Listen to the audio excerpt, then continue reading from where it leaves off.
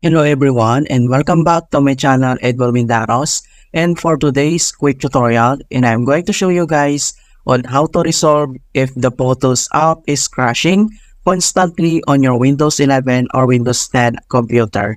And without further ado, and let's go ahead. So all you have to do is to open up on the search menu, and then next step ay kailangan mo lang i-type dito yung Photos, and then kailangan mo lang mag-right click.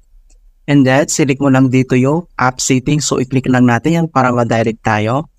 Okay, so dito na tayo. And then, next step ay, kailangan lang natin mag-scroll down. And then, dito lang sa reset. So, if this app isn't working right, so we can try to repair it. So, i-click mo lang tong repair. So, click lang natin yan. And then, wait natin na ma-complete.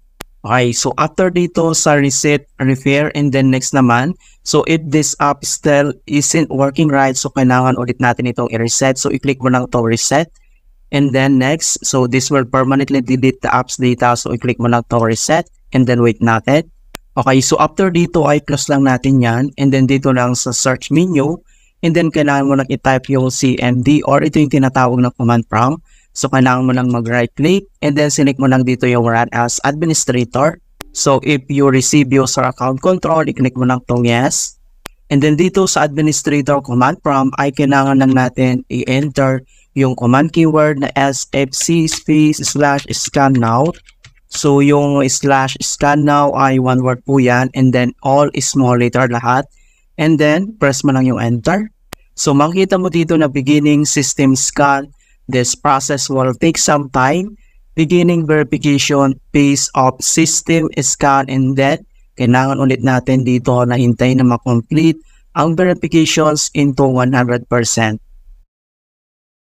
Okay, so makikita mo dito na verification 100% complete. So ang next step natin gagawin ay dito lang sa start menu at kailangan lang natin mag-restart. So i-click mo lang tong restart. Yeah, so ganoon lang po kasimple on how to fix Photos app crashings in Windows 11 or Windows 10.